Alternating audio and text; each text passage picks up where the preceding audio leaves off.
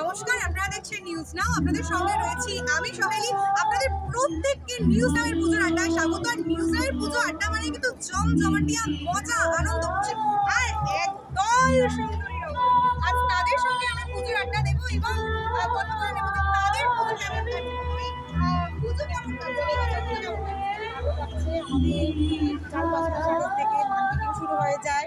আমরা মার্কেটে যাই, মার্কেটিং করি, তারপর আমরা রেস্টুরেন্টে খাওয়া দাওয়া করি, খুব এনজয় করি। সবাই মিলে চেষ্টা করি, সবাই যাতে একসঙ্গে সবাই মিলে থাকি। ওইটা আগে থেকে প্ল্যান শুরু হয়, অনেকদিন আগে থেকে আমরা ফিল করি যে আমরা পুজো কবে আসবে সেটা সবাই কেনাকাটা নিয়ে ব্যস্ত।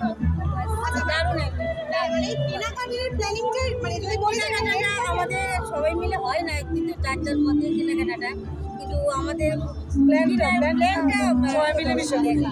আর পুজোর দিনের কি কি প্ল্যানিং থাকে, মানে ষষ্ঠী সপ্তমী আজকে কি কি প্ল্যানিং হলো? আজকে যে সকাল থেকে আমরা বেরোবো, ওই টাইমে বেরোবো, সেই টাইমে আমরা বেরোবো। কালকে আমরা বেরিয়েছিলাম, কালকে আমরা চুড়িদার পরে সবাই বেরিয়েছি, আজকে কালকে শাড়ি পরে যাবো। আর খাওয়া দাওয়া, পুজো মানে তো খাওয়া দাওয়া, সেই খাওয়া দাওয়া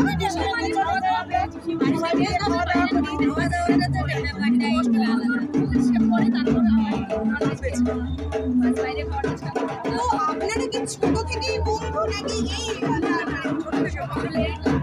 সবাই তো বিয়ে করে সবাই সব করার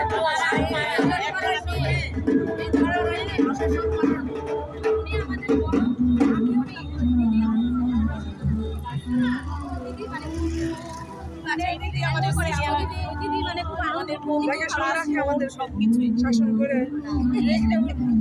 দিদি স্বাভাবিক দরকার, যেহেতু দিদি বলতে সবাই একটু আলাদা একটা অন্যরকম থাকে। দিদি একটু ঢাকের বাড়ি শুনলে না, ঢাকের বাড়ি দিলে না দিদি পাগল হয়ে যায়। দিদিকে একটা কথা কি, সবাই তো